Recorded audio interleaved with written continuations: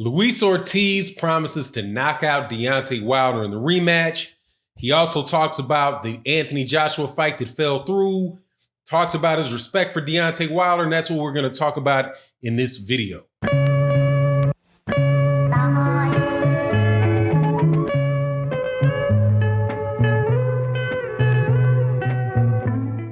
All right, hit that subscribe button, hit the bell icon, hit the like button, support the channel.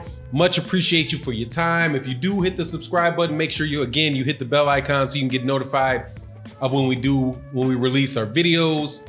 Now, let's talk about a real heavyweight championship fight that is actually about to get made that I am extremely excited for, nervous for, but excited for, and that is the fight between Deontay Wilder and Luis Ortiz.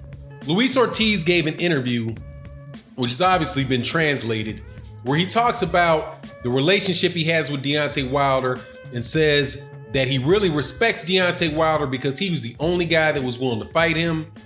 Tyson Fury wasn't willing to fight him. Anthony Joshua wasn't willing to fight him, and so he has to respect Deontay Wilder. But at the same time, he says that the reason that Deontay Wilder's taking this fight is because he knows that there was some controversy in the first fight, that the ref had given him 20 seconds to recover, all that good stuff that we've heard about before. So let's talk about it. He also said that he had already signed to fight Deontay Wilder before Eddie Hearn made the offer to fight Anthony Joshua. And he also said there are some other things going on behind the scenes that he wasn't going to talk about as it relates to that offer. So, look, this is a very dangerous fight for Deontay Wilder.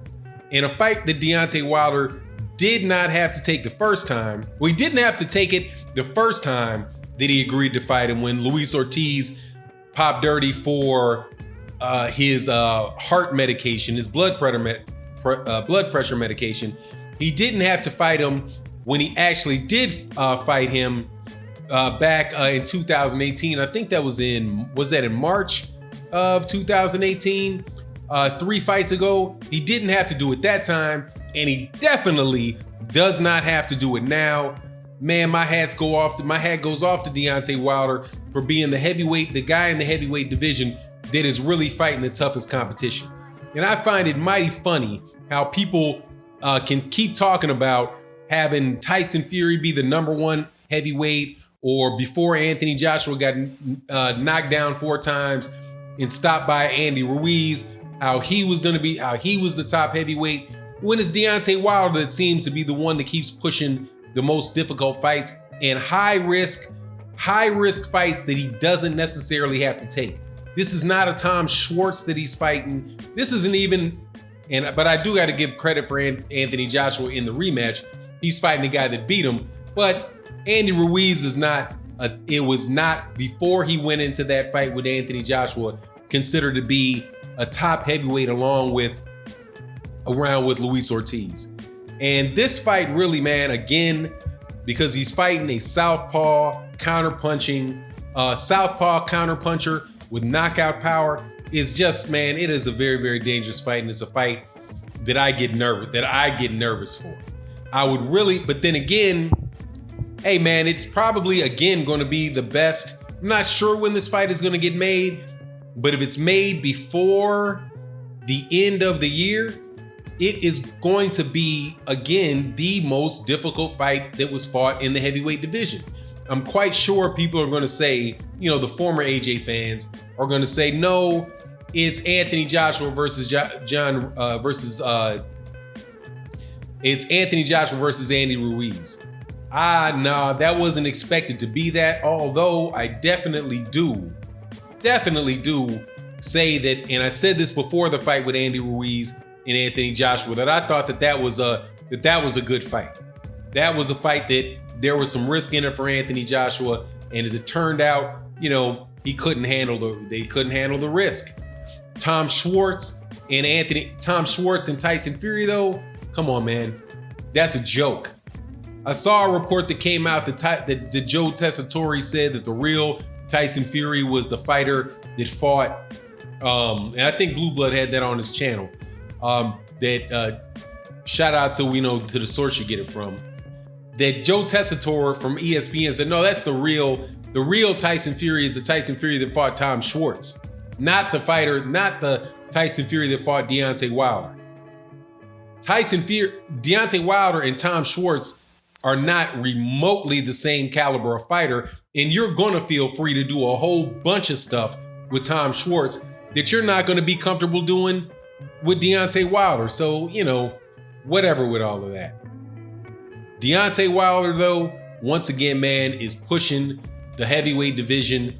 He's carrying the heavy luggage. He's carrying the heavy baggage for the heavyweight division, and he doesn't have to do it. He doesn't have to do it, but let's see whether or not people are going to give him credit for taking this difficult challenge, or are they going to just find another excuse to try to discredit the guy. I find it hilarious that every time I hear the name Luis Ortiz, he gets a decade older.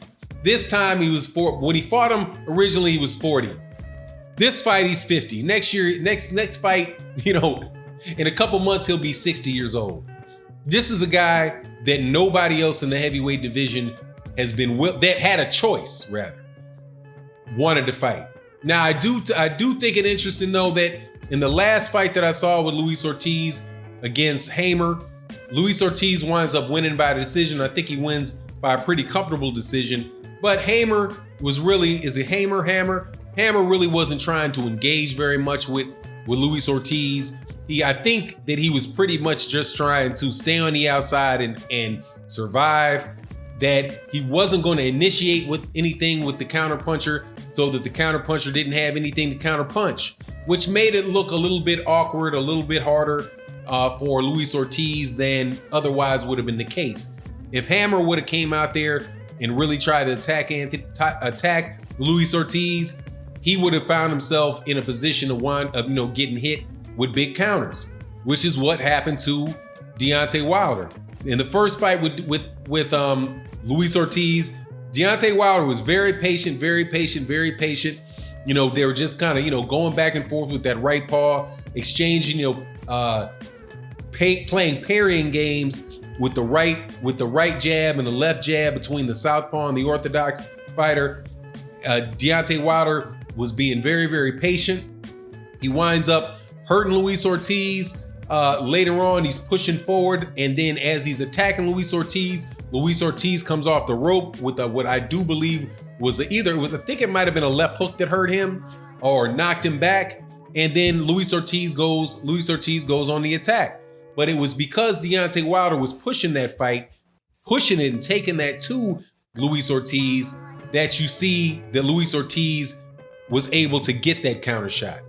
In this next fight, I think that you're going to see a better Deontay Wilder, and you're going to see a more hesitant Luis Ortiz.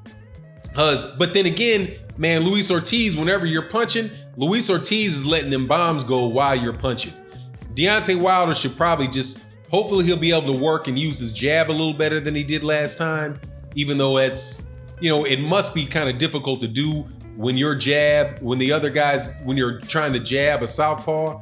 I would expect that there could be some nice straight right hands on the southpaw. I'd also like to see if it would be possible for him to do a little bit of body work and work on his body work, because that's going to be very important if and when he fights Tyson Fury. So I'm really looking forward to the fight. I can't wait to hear when it's actually going to take place so that I can get ready to have these bubble guts. Man, Deontay Wilder, ever since the Bermain-Severn fight, man, has been taking on difficult fight after difficult fight, and his mandatory. Dominic Breazeale clearly was a case where, wasn't as worried about Dominic Breazeale as it was about Luis Ortiz or Tyson Fury.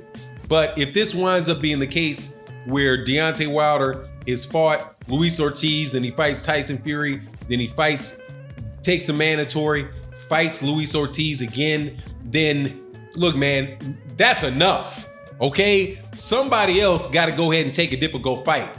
All right? It's just not right if that's not the case. Tyson Fury fought Deontay Wilder. Other than that, he ain't fought anybody. Anthony Joshua is really not part of the equation anymore because he got to go get his belt back. So I guess I can give him a pass on that. But anyway, we'll see how it pans out. We'll see how it pans out. But to salute to Luis Ortiz for saying and giving the respect to Deontay Wilder for having taken the fight. Luis Ortiz, I don't have any doubt whatsoever that he's going to be willing to go in there and knock out Deontay Wilder. But we'll see what happens. We'll update you when the fight is officially announced and we get a date. And with that, I'm out. Peace.